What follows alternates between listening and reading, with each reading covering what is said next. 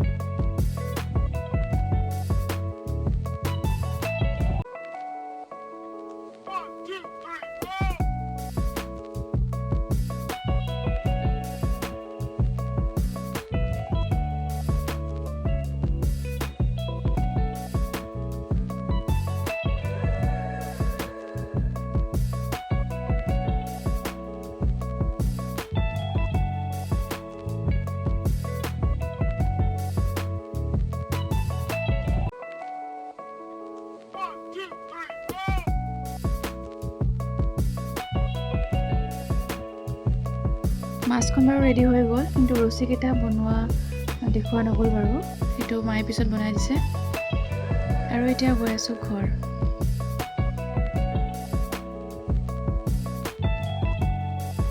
আৰু এয়া কাটি সোমাই গ'লো মোৰ এৰিয়াত মানে বাহিৰতে চাৰিআলি হয়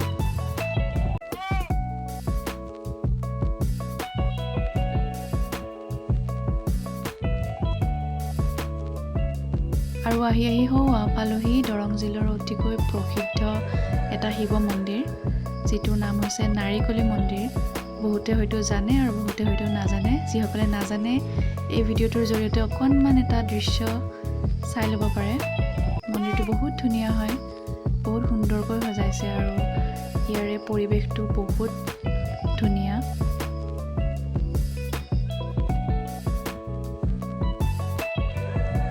ভিতৰত নগ'লো কাৰণ লকডাউনৰ কাৰণে মানুহৰ সমাগম একদম বন্ধ কৰি দিয়া হৈছে আৰু বাহিৰৰ পৰা অকণমান এটা সেৱা লৈ আকৌ ঘৰমুৱা হ'লো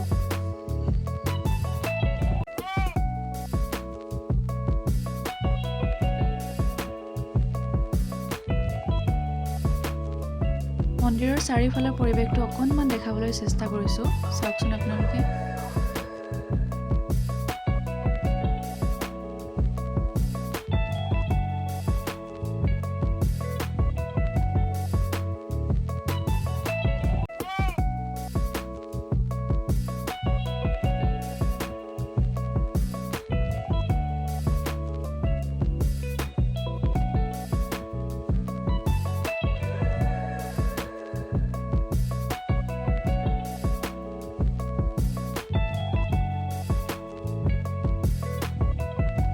এই মন্দিৰটোৰ জৰিয়তে বহুতৰে মনোবাঞ্ছা পূৰ্ণ হৈছে আৰু যিসকলে এতিয়ালৈকে অহা নাই তেওঁলোকে নিশ্চয় এবাৰ জীৱনত এইটো মন্দিৰ দৰ্শন কৰিব পাৰে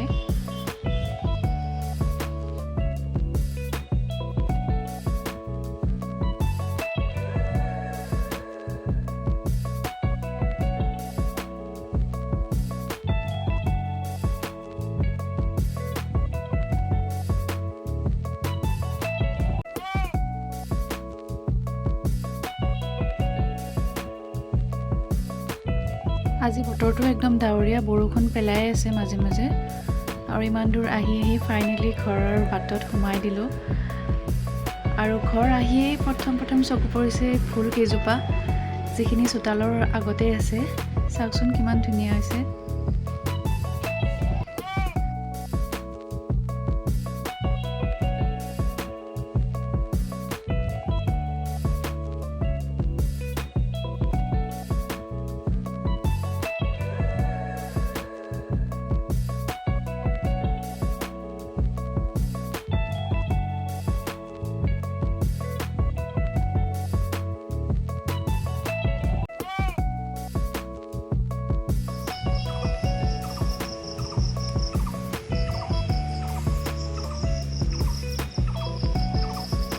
ঘৰ অহাৰ পিছত আৰু খাই বৈ ভাগৰ লাগিলে আৰু ভিডিঅ' কৰিব নহ'ল। এইখিনি গধূলি সময়ত আমাৰ যিহেতু দুটা ডাঙৰ ডাঙৰ পুখুৰী আছে, তাতে নতুনকৈ পোনা মাছৰ ব্যৱসায় আৰম্ভ কৰিছে। তাৰ কাৰণে পোনা মাছ দিয়া হৈছে আৰু সিহঁতক গধূলি আৰু ৰাতিপুৱা এনেকুৱা ধৰণৰ খাদ্য দিব লাগে।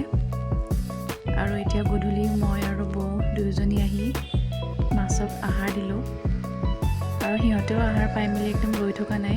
চাওকচোন কেনেকৈ খাইছে।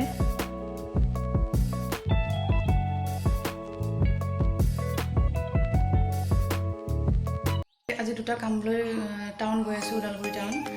আৰু আমাৰ চব অফিচিয়েল কামবিলাক টাউনতে হয়, ওদালগুৰি টাউনত। সেইকাৰণে মই আজি গৈ আছোঁ আৰু আহিব আৰু আকৌ লগ পাম। তাত গৈ আৰু কামৰ ভিডিঅ' একো কৰা নহ'ল, যিহেতু ব্যস্ত আছিলোঁ। আৰু ঘূৰি আহোঁতে এই ৰাস্তাটো আপোনালোকক একবাৰ দেখুৱাই দিম বুলি ভাবিলোঁ, কাৰণ ৰাস্তাটো ইমান ধুনীয়া আৰু অকণমানো ডেমেজ নাই। আৰু মানে এনেকুৱা লাগিছে আকাশখনেই চুব গৈ আছোঁ নেকি। একদম বহুত ধুনীয়া লাগিছে ৰাস্তাটো, চাওকচোন একবাৰ।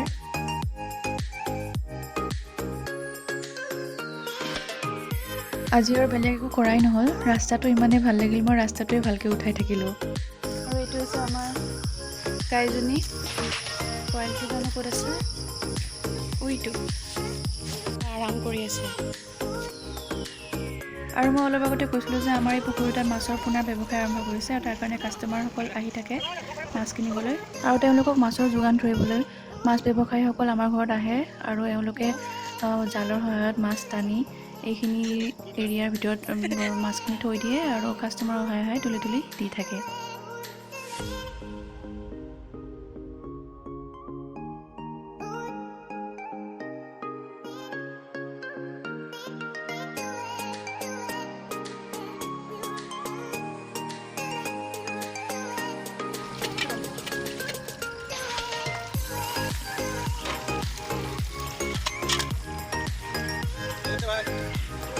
মোৰ আৰু মাছ ধৰা এইবিলাক চাই বহুত ভাল লাগে, সেইকাৰণে মই বহুত সময় ইয়াতে কটাই দিওঁ।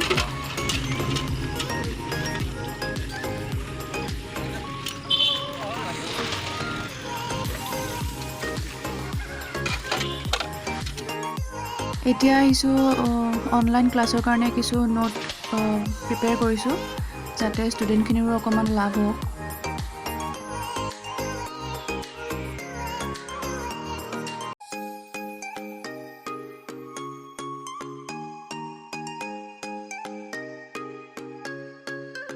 পাৰ মাংস বনাব ওলাইছোঁ। মোবাইলটো ফিট কৰিবৰ কাৰণে সুবিধাটো মিলাব পৰা নাই, সেইকাৰণে গোটেই ৰেচিপিটো হয়তো একদম পাৰফেক্টলি দেখাব নোৱাৰিব পাৰোঁ, কিন্তু পাৰ মাংস মই খাই ভাল পাওঁ। আৰু আজি এটা বেলেগ ধৰণে মাংসটো বনাব গৈ আছোঁ। তাৰ কাৰণে লৈছোঁ পিঁয়াজ, এয়া নহৰু, আদা, এয়া নৰসিংহৰ পাত, বিলাহী, এটা বিলাহী, আৰু এয়া মান ধনিয়া, জলকীয়া দুটা, আৰু বাকীখিনি মছলাখিনি মই ইয়াতে এতিয়া দেখুৱাই নিদিওঁ, সেইখিনি আৰু সকলোৱে জানেই। মই জাষ্ট নৰসিংহটো স্পেচিয়েলি লৈছোঁ মাংসটো বনাবৰ কাৰণে। চাই থাককচোন, অকণমান দেখাব চেষ্টা কৰিম। এইখিনি হৈছে পাৰ মাংসখিনি। অকণমান তেল দি লৈছোঁ, তেলখিনি গৰম হোৱাৰ পিছত জলকীয়া দুটা দি দিছোঁ, তাৰপিছত পিঁয়াজ দিলোঁ, তাৰপিছতে নহৰু আদাখিনিও দি দিলোঁ। অকণমান ৰঙচুৱা হোৱালৈকে ভাজি থাকিলোঁ, তাৰপিছত অকণমান নিমখ দিলোঁ যাতে সোনকালে সিজি যায়। তাৰপিছত মাংসখিনি দি এইখিনি 15 মিনিটমান সময় ভাজিছোঁ। তাৰপিছত হালধি, এয়া জালুকৰ গুড়ি, জিৰা গুড়ি, লগতে অকণমান মিট মছলাও দি দিছিলোঁ বাৰু, সেইখিনি ল'ব নহ'ল। তাৰপিছত যেতিয়া অকণমান ভজা হৈছে, তাৰপিছত মই বিলাহীখিনি আগতে দি দিছোঁ, তাৰপিছত নৰসিংহৰ পাতকেইটা দি দিছোঁ। তাৰপিছত ইমান ধুনীয়া কালাৰ আহিছে আৰু গোন্ধটো যে ইমান ধুনীয়া হৈছিলে। আৰু এইখিনি ভাজি হোৱাৰ পিছত পানী দি মেলি কিনে উতল অহালৈকে ৰখিছোঁ। ভিজি গ'লোঁ একদম গৰমত, ইমান বেছি গৰম লাগিছে। অকণমান ফেনৰ তলত বহি দিছোঁ, এতিয়া উতলিব দিছোঁ। উতলি হৈ গ'লে আৰু বন্ধ কৰি দিম। একদম শেষত মান ধনিয়াখিনি দি দিছোঁ আৰু অকণমান সময় ৰাখি 1-2 মিনিট ৰাখি গেছটো বন্ধ কৰি দিছোঁ। তাৰপিছত এইটো খাব একদম ৰেডি হৈ গৈছে। কালাৰটো কি ধুনীয়া আহিছে, আৰু মই ৰ'বই নোৱাৰিলোঁ, একদম হোৱাৰ লগে লগে ল'লোঁ আৰু ভাতৰ লগত খাই দিলোঁ।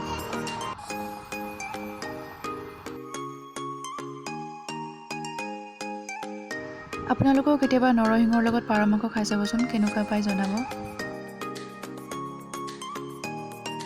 মই আৰু মাৰ ঘৰ আহিছোঁ বুলি নিজৰ হাতৰ কাম একো আজি দেখাবই নোৱাৰিলোঁ, আৰু সেইকাৰণে মায়ে বনোৱা দুটা বস্তুৱে দেখুৱালোঁ মই।